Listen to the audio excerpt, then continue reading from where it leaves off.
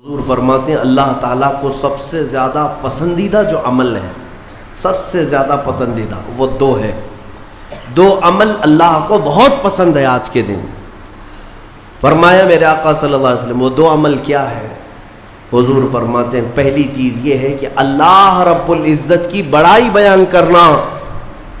اللہ اکبر اللہ اکبر اللہ اکبر لا الہ الا اللہ واللہ اکبر اللہ اکبر وللہ الحمد۔ یہ اللہ رب العزت کی بڑائی، تکبیر، اللہ سب سے بڑا ہے، یہ تکبیر بیان کرنا پہلا عمل اللہ کو سب سے زیادہ پسند ہے۔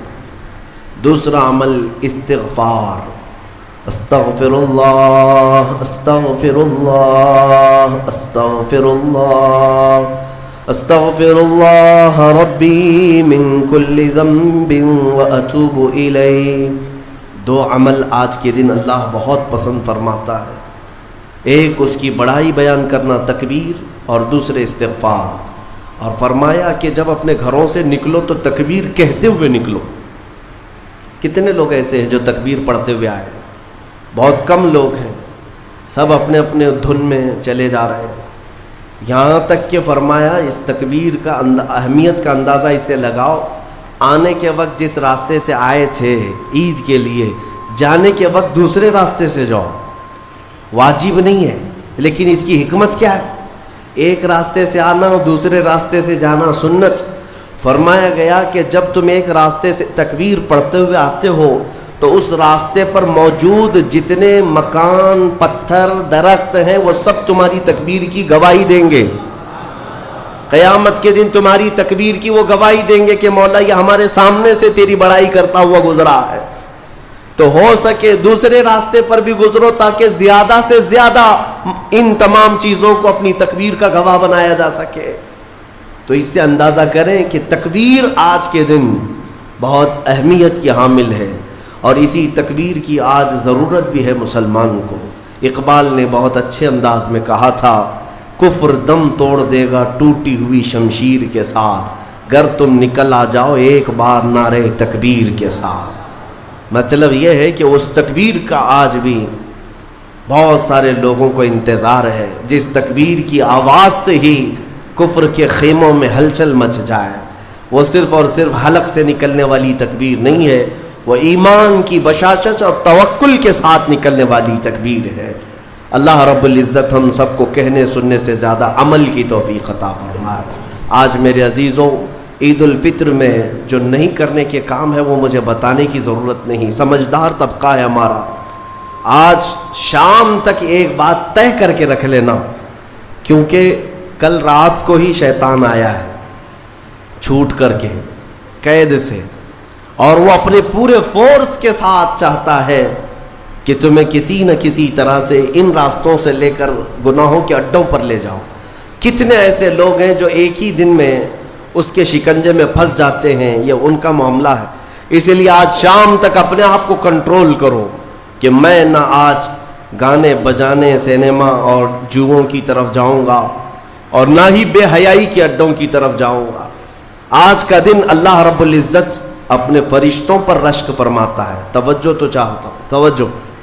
عید کے دن جب بندے سجدے میں گرتے ہیں، عیدگاہ ہو کہ مسجدیں ہو، جیسے ہی تم عید کے دن سجدے میں چلے جاتے ہو، یہ لمحہ کون سا ہے جانتے ہیں آپ؟ یہ لمحہ کون سا ہے؟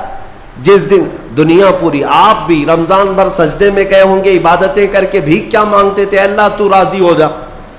ہم یہاں مانگ رہے تھے، لیکن عید کے دن کے سجدے کے بارے میں فرمایا گیا جیسے ہی امت سجدے میں جاتی ہے، مولا سارے فرشتوں میں اعلان فرماتا ہے، فرشتوں آؤ دیکھو میرے بندے، میں ان سب سے راضی ہوں اور ان سب پر مجھے رشک آتا ہے۔ آج دنیا خوشیوں میں ڈوب کر کے عیاشی کرنا چاہتی ہے، لیکن میرے یہ بندے ہیں جو دنیا کو ترک کر کے میری بارگاہ میں سجدہ ریز ہیں۔ آج مولا رب العزت رشک فرماتا ہے فرشتوں پر۔ اس لیے میرے عزیزوں، نہایت ہی اخلاص کے ساتھ، اطمینان کے ساتھ، اور اللہ رب العزت کی بارگاہ میں اپنے آپ کو خود سپرد کر کے عید کی نماز ادا کریں، اور امید ہے کہ یہ عید ہماری ایک انقلاب لائے گی انشاءاللہ۔ جو حالات آج پیدا ہو چکے ہیں، میں اس کے لیے بھی گزارشتاً یعنی معروضتاً یہ عرض کروں گا کہ آپ امن و امان کو برقرار رکھیں، امن و امان کو برقرار رکھیں، یہ بہت ضروری چیز ہے۔ مجھے افسوس ہے یہاں کے بھی حالات اور پورے ہندوستان کے بھی حالات جس طرح سے اپنائے جا رہے ہیں۔ یہودیوں کی ایک بڑی سازش تھی خلافت عثمانیہ کے زمانے میں۔ وہ کیا کرتے تھے کہ مسلمانوں کو بھڑکانے کے لیے، ورغلانے کے لیے کچھ ان کی مقدس چیزوں کی توہین کرتے تھے کسی ایک کے ذریعے سے، اور جب مسلمان بھڑک جاتے، باہر آتے، تو پھر ان کے بیچ میں یہ یہودی بھی داخل ہوتے تھے، باضابطہ یہ طریقہ اپناتے تھے، اور پھر مسلمانوں میں آپس میں لڑا دیتے تھے۔ اس کے بعد وہاں سے خلافت کے خلاف اعلانات بھی کرتے تھے، اس میں یہودی داخل ہوتے تھے۔ تو اس طرح بھیڑ جمع کر کے باہر ورغلانا، لوگوں کو اکسانا، یہ ان کا کام تھا تاکہ زیادہ سے زیادہ مسلمانوں کا نقصان ہو سکے۔ اسی لیے میں چاہتا ہوں کہ اپنے غم و غصے کا اظہار صرف بھیڑ سے نہیں ہوتا، جس میں اعلیٰ حضرت فاضل بریلوی رضی اللہ تعالیٰ عنہ نے بھی ارشاد فرمایا کہ مسلمانوں کو اس طرح سے کھلے طور پر کسی چیز پر جمع کر لینا جس سے خطرات لاحق ہوں ناجائز ہے۔ آپ ان چیزوں کا بہت خیال رکھیں کہ دشمن طاقتیں آج یہی چاہتی ہیں کہ تمہیں اکسا کر، ورغلا کر تمہارا زیادہ سے زیادہ نقصان کر سکیں۔